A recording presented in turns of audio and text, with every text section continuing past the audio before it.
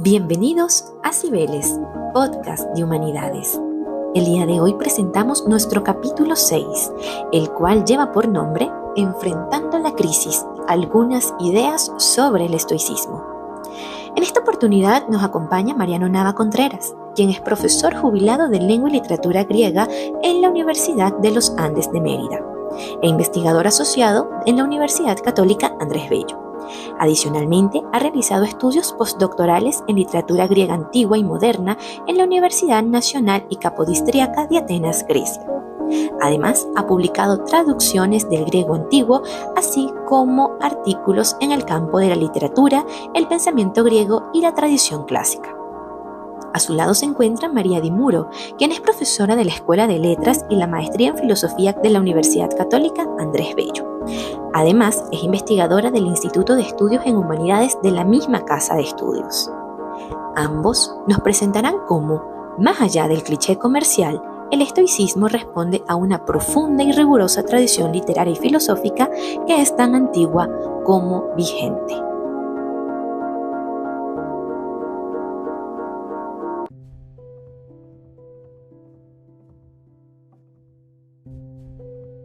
Bien, bueno, para mí es un gusto tener esta conversación hoy con el profesor Mariano Nava Contreras, quien está ofreciendo un curso maravilloso sobre estoicismo en el CIAP y realmente lo estoy disfrutando mucho en tanto que ha sido hasta ahora una experiencia de reencontrar textos, reencontrar autores, por supuesto también reencontrar al profe. Y realmente es muy curioso darse cuenta de cómo textos tan antiguos evocan circunstancias tan actuales, ¿no? Y es una de las ideas con las que el profe iniciaba el seminario, porque como sabemos el término estoico, estoicismo, desde hace un tiempo para acá está muy de moda, quizá no en el mejor sentido de la palabra, porque escuchamos en Reels, en podcast, en incluso entrevistas, muchas frases, muchas ideas que se descontextualizan, incluso se llevan a generalizaciones en las que, bueno, los textos son dejados a un lado y incluso estas figuras, eh, estos filósofos son marginados para que queden unas ideas eh, cómodas, ¿no? En algunos momentos me parece que se aboga por una cierta comodidad de los argumentos, se los arrastra a intereses particulares, incluso en muchos casos publicitarios, dejando de lado el rigor y el compromiso que está detrás de la estoa, ¿no? Y de lo que ha supuesto también este preguntarse. Entonces, claro, iniciábamos el curso con esta inquietud, y sobre todo este sentido muy contemporáneo de las preguntas que vemos en Zenón de Sitios, en Crisipo de Solos o ya un poco más adelante en Séneca o Marco Aurelio, eh, y que reflejan la inquietud de la soledad, la inquietud de tiempos turbulentos, de la crisis, eh, y que coinciden en estos tiempos donde estamos cargados de información. Estamos también eh, sumidos en una crisis política, identitaria, en la que pareciera eh, que coincidimos con ellos y de alguna forma nos encontramos reflejados en estos fragmentos de los que tenemos oportunidad de estudiar en el curso. Entonces, yo quisiera iniciar con una pregunta que quizá pudiera sonar a un lugar común, pero que es muy necesaria en estos momentos donde la palabra estoico y la noción de estoicismo está muy eh, nombrada, muy de moda, pero al mismo tiempo muy descontextualizada. Y entonces, profe, ¿qué pudiéramos entender o cómo pudiéramos darle un contexto a este término, estoico, estoicismo? Quisiera iniciar por ahí. Eh, Gracias, María. Encantadísimo, encantadísimo de conversar contigo sobre estos temas que tanto nos gustan y sí, sobre los que en cierta manera hace falta hacer muchas aclaratorias, ¿no? Yo particularmente en mi carrera, ¿no? Como eh, alguien que se dedica a la filología clásica y al estudio de los textos antiguos, es tremendo, tremendo. Yo siempre digo que mi trabajo siempre es algo así como desmentir, desmentir, desmentir.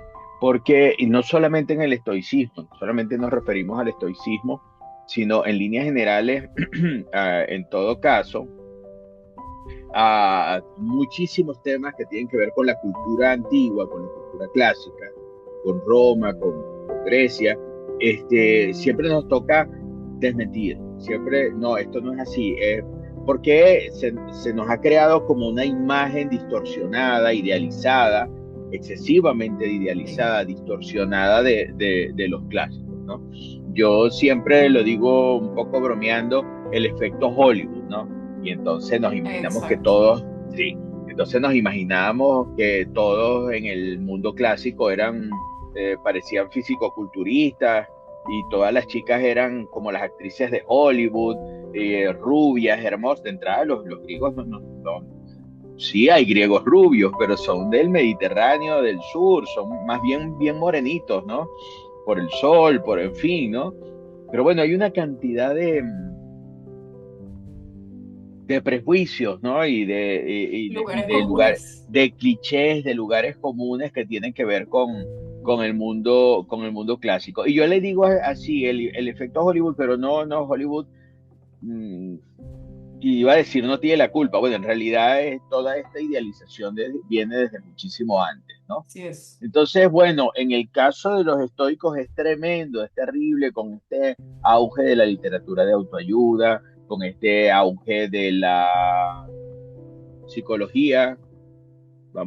Habría que preguntarle a un psicólogo qué tan psicológicos son esos contenidos que a veces nos llegan por los medios, con este boom de las redes sociales, etcétera. Ha habido de nuevo una reedición de un abuso de los clásicos, en los cuales también se ha hecho un gran abuso sobre el estoicismo. Estoico, hay que decirlo, es un adjetivo español de muchísima data. Yo recuerdo que la primera vez que leí a un escritor venezolano usando ese adjetivo fue a don Mariano Picón Salas. Entonces, ya podemos imaginar que, y mucho antes, por supuesto, ¿no? Eso, en lo que tiene que ver con mi, mi, mi experiencia personal, ¿no?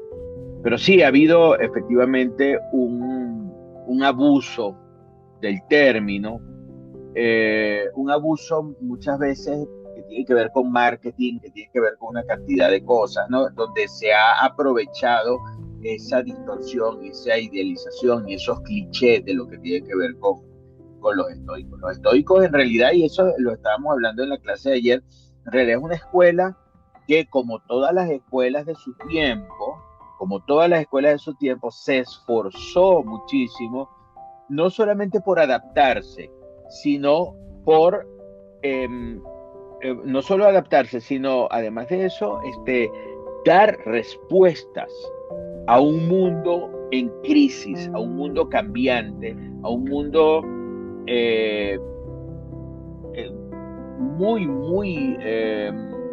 que estaba sometido a una cantidad de condicionantes políticas, económicas, un mundo muy complejo, un mundo muy complicado, que los clichés que tenemos sobre la literatura, sobre el mundo antiguo, lo ha tratado de soslayar, lo ha tratado de ver como con una distancia, un poco peyorativamente, que es el mundo helenístico. El mundo Ujú. helenístico es un mundo interesantísimo donde hay cambios. Imaginemos que la escuela estoica es una escuela que estuvo vigente, el estoicismo clásico, que se divide en tres periodos, ¿no? helenístico, medio y romano, es un tiempo, se extiende durante 500 años, y durante esos 500 años ocurre nada menos que el declive de la polis clásica, el ascenso de Alejandro Magno, la muerte de Alejandro, la partición del imperio alejandrino entre sus generales, que el pobre Alejandro todavía estaba agonizando, y ya estaban sus generales repartiéndose a cuchillo todo ese inmenso, vastísimo imperio, y luego el ascenso de Roma, y que tampoco fue un periodo para nada estable, de una estabilidad política, el ascenso muy complicado de Roma y su consolidación como imperio. Entonces imagínense, desde la polis clásica, 500 años que median entre el fin de la polis clásica y la consolidación, perdón, del imperio romano. Imagínense ustedes la cantidad de cambios políticos, culturales, religiosos que se dan en ese periodo, y los inmensos desafíos de la filosofía para dar respuestas, ¿verdad?, a todos estos cambios dramáticos realmente. Sí, Y la pero primera además, respuesta, María, disculpe un minuto, no se la preocupe. primera respuesta es: la respuesta no está afuera, la respuesta no está en la polis, la respuesta no está en la política, la respuesta no está en la historia, la respuesta está dentro de ti.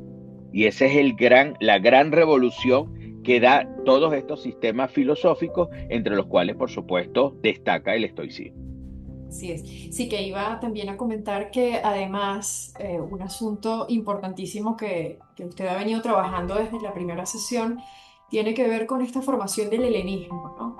Porque muchas veces, sobre todo en textos históricos del siglo XX, vemos que, como usted planteaba, una reducción del llamado periodo helenístico, y sobre todo esto lo vemos mucho en textos de historia del arte, en donde se evoca así una imagen de lo emocional, una contorsión de las formas, incluso algunos autores lo plantean como una contaminación en la arquitectura, en la escultura, pero siempre con esa mirada barbárica, ¿no? Como, bueno, los griegos tenían todo muy claro, tenían su manejo de la proporción, de la mesura, la racionalidad, y bueno, vienen estos elementos barbáricos aquí a destruir, en algunos casos, esto lo vemos en textos germánicos sobre todo, Por supuesto, sí, sí, ellos son los papás de la criatura. No, exactamente. la filología germánica del 19 son los papás de la criatura. Las criaturas son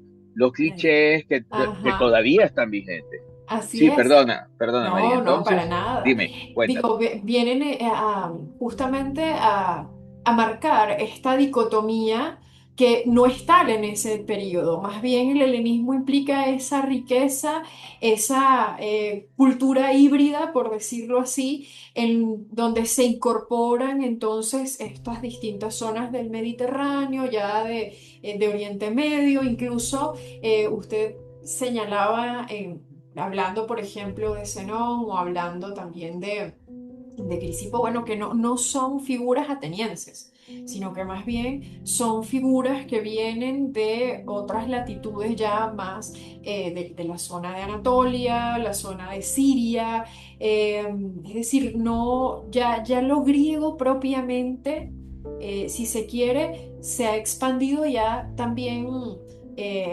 Cambiado, ha ampliado sus horizontes, pero también se ha Yo, enriquecido mucho, ¿no? Y yo siempre lingüísticamente digo, también. sí, yo siempre digo que el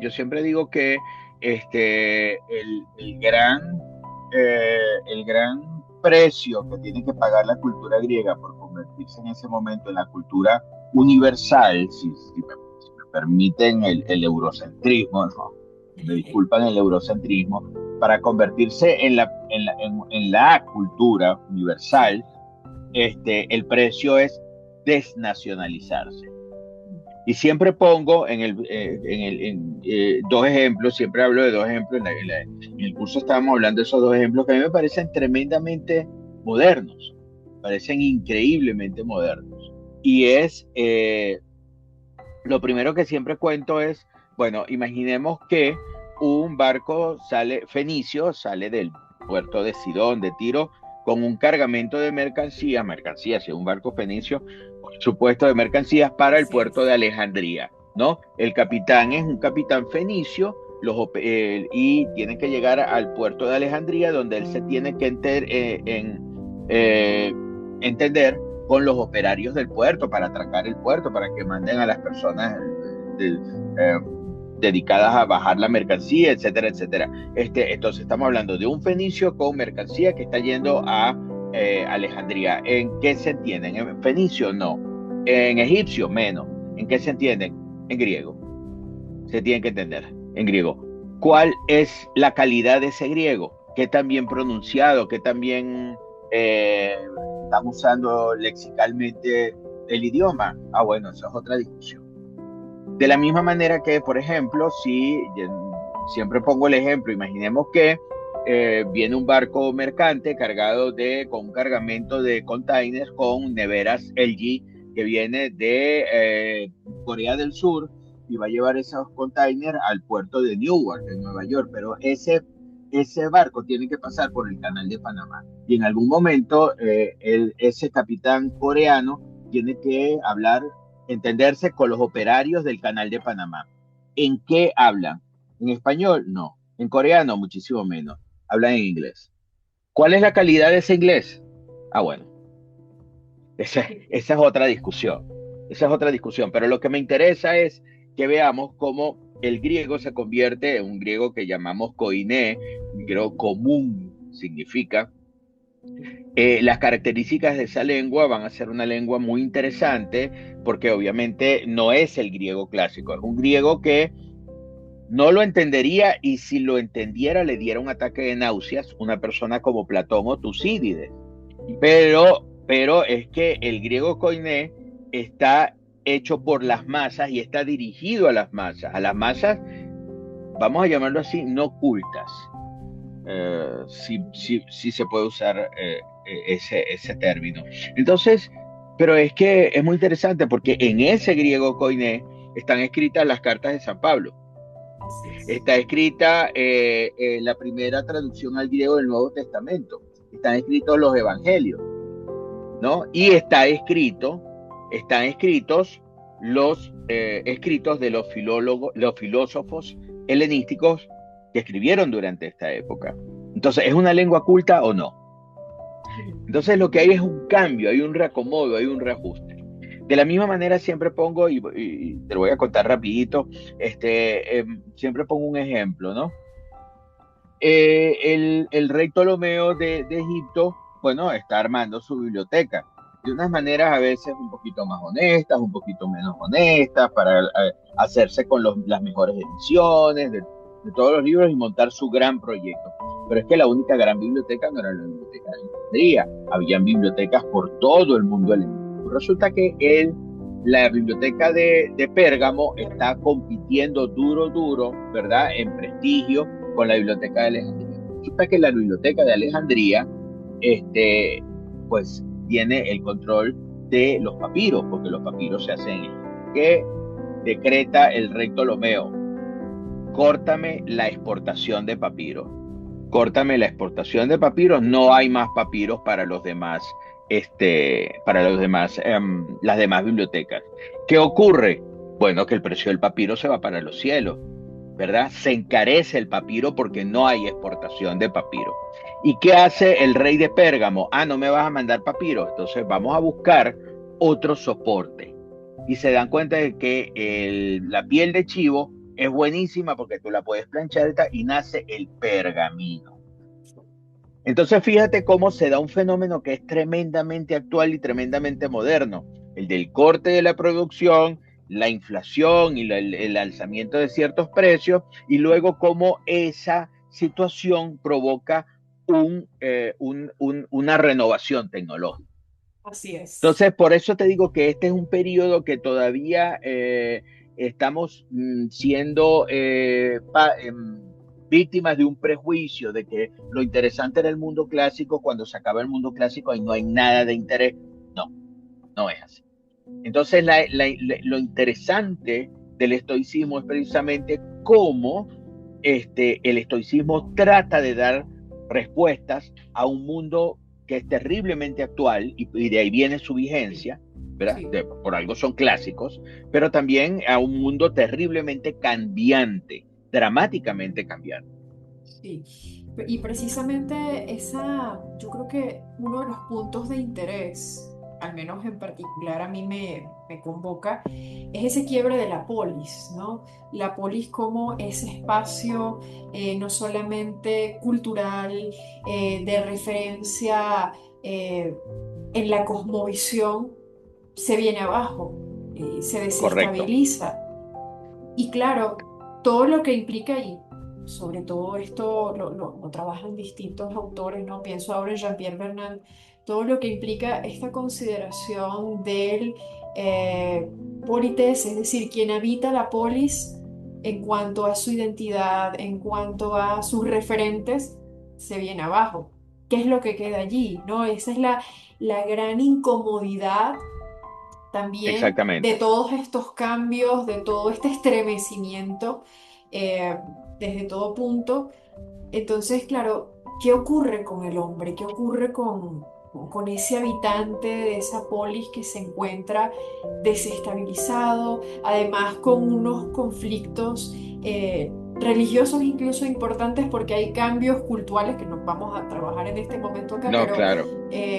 también esa mutabilidad de lo divino eh, y esa vuelta hacia el interior, si pudiéramos decir esto con Ese, muchas comillas, ¿no? Claro, El ese interior. giro al interior, claro, claro. Sí, Pero fíjate que ahí de nuevo conseguimos un punto de encuentro interesantísimo con lo que estamos viviendo, ¿no? sí, Para nadie es un secreto que cosas que antes dábamos sentado como ciudadanía, como soberanía, problemas cosas que ya dábamos por superados, como el orden internacional, que había un derecho internacional, todas esas cosas en este momento estamos asistiendo, no sé si al desplome, pero por lo menos a una reconfiguración y a un replanteamiento de todo eso. Y ante esa sí, inseguridad que estamos viviendo, ¿qué es lo que pensamos? Bueno, entonces, ¿a dónde me puedo refugiar? ¿Y qué es lo que sí, hace el estoicismo? El estoicismo te dice, no,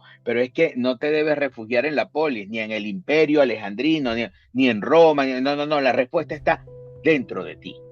La eso, respuesta a las grandes preguntas que tú haces con tu vida están precisamente dentro de ti. Y eso precisamente es lo que hace que el estoicismo tenga en este momento tanta vigencia, ¿verdad? Que ante un mundo que se está desmoronando ante nuestros ojos, bueno, tenemos que ver de dónde nos agarramos. Y los estoicos nos dicen, no, bueno, te agarras de tu propia interioridad. Ahora, ¿de qué manera? Bueno, de eso se trata, estudiarlo con un poquito de método, quitando de por medio toda esa cantidad de clichés, de lugares comunes, de abusos que hay de la palabra y tratando de llegar un poquito a lo que efectivamente representa la doctrina. Una doctrina que también fue muy cambiante y que también trató de adaptarse a todos estos cambios.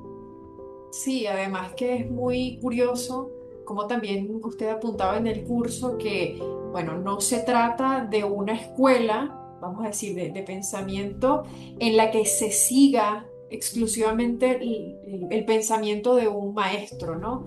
Sino que, por supuesto, hay maestros insignes como lo estamos estudiando, pero se trata de una filosofía colectiva, ¿no? Que se nutre de incluso las experiencias particulares de quienes participan en la STOA. Y de hecho es muy, muy bonito incluso que no tenga un carácter exclusivo o de celebrarse estas conversaciones en lugares cerrados, sino justamente en un lugar tan significativo como la STOA, ¿no? Que está allí en el Ágora, En el Ágora, así es. ese espacio otrora de encuentro, de Sí, discusión de leyes, de comercio, pero que ahora así queda es. para un espacio o como un espacio para volver sobre los problemas Eh, particulares, ¿no? Es así, es así. Lo interesante también es precisamente eso, cómo se trata de una escuela abierta. Ese yo creo que es uno de los secretos de la pervivencia de los estoicos, ¿no? Y por qué hoy hablamos tanto de los estoicos y no hablamos, por ejemplo, de otras escuelas, de los Exacto. cirenaicos, de los académicos. ¿Por qué no hablamos del neoplatonismo? ¿Por qué no hablamos, por supuesto, de sus según el cuento que nos cuentan, de sus los malos malísimos de la historia, que son los epicúreos, ¿no? Que no lo son, que no lo Exacto. son, y ellos también merecen Exacto. que algún día un poquito los reivindiquemos. Pero bueno, ¿por qué no hablamos y por qué sí de los estoicos? Porque los estoicos precisamente son una escuela que dialoga consigo mismo y que dialoga con la historia, con las circunstancias históricas. Es una escuela abierta. Entonces, dentro de una misma, vamos a llamarlo así, dentro de una misma corriente de pensamiento, caben muchísimas disensiones y caben muchísimas opiniones. Y entonces yo creo que eso es uno de los secretos de su vigencia actual. Así es. Y claro, esta vigencia también nos invita a esa mirada, no quiero decir introspectiva, pero sí, de hecho es un término que a mí me genera un conflicto particular, ¿no? Porque, claro, en este contexto tan complejo, y ya creo que para ir redondeando la conversación, ¿cómo podemos entender aquí el volver sobre sí mismo, ese acto reflexivo, esa mirada que ya no está inserta en el marco de la polis, en esa seguridad de la polis, sino que está buscando esa identidad sobre sí misma, ¿no? Incluso lo pienso recordando a Marco Aurelio, ¿no? Que esta traducción de meditaciones realmente es una imprecisión importantísima y que desvirtúa un poco el texto, ¿no? Porque realmente es un diálogo consigo Así mismo, es, así es. volver sobre sí mismo. Entonces, quizá, ¿cómo pudiéramos trazar esa condición de lo propio en un contexto en el que todavía la interioridad no está tan clara? Claro, porque es muy interesante, porque muchísimas veces nosotros quisiéramos que esto fuera un recetario, ¿no? No, mira, tú lo que tienes que hacer es esto, respira profundo, como ocurre con muchos reels que nos llegan. Entonces, antes de Ajá. dormir tienes que hacer un, dos, tres, cuatro, de esta manera. Quisiéramos que es esto, ¿no? Sí, Y el yo creo que método la gran, estoico. exacto, ¿no? Claro, acuñado, ¿no? Derechos reservados por Crisipo. No, no es así. No, precisamente yo creo que la gran riqueza de esto es que ellos señalan una orientación, ¿no? Y te dejan para que tú mismo vayas escarbando dentro de ti. Ellos no te están diciendo, mira, tienes que comer esto y tienes que cenar esto y tienes que respirar de esta manera, y como hace muchísimo Reed, por cierto.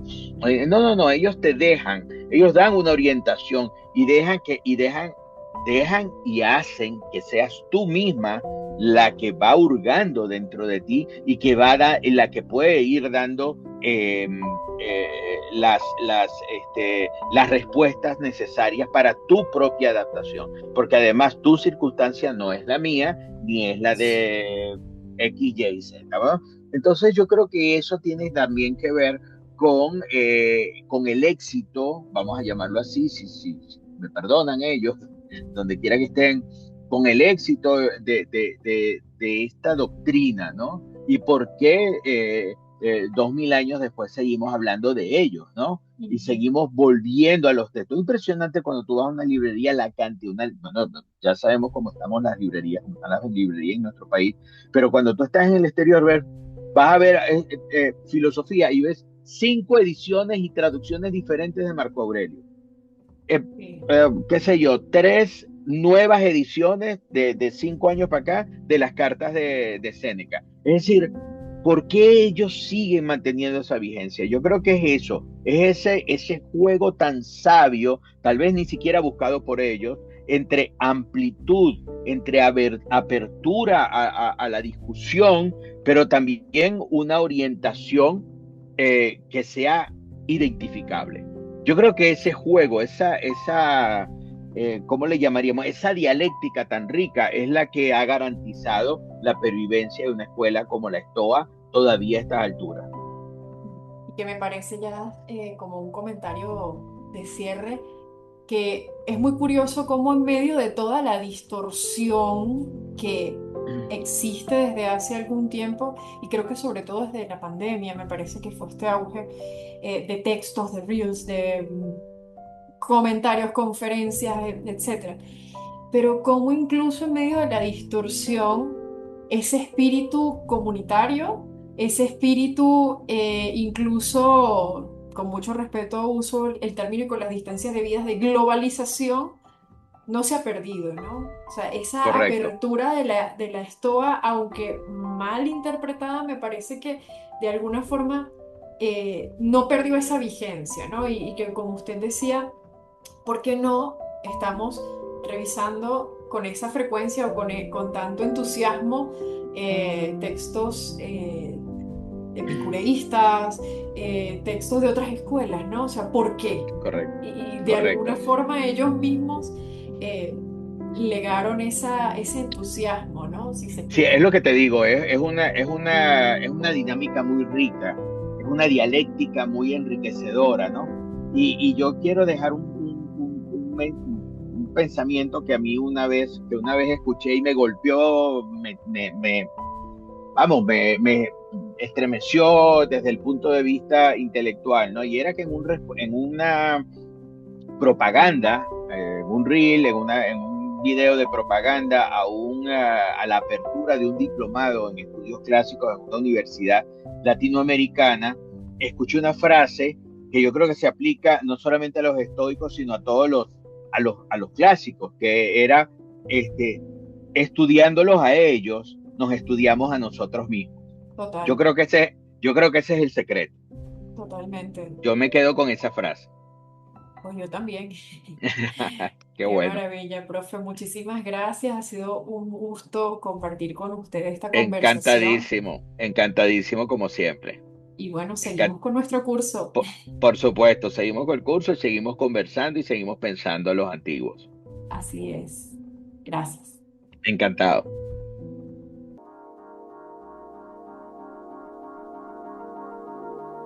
Eso fue todo por hoy en Cibeles, podcast de humanidades. Los esperamos en el próximo episodio.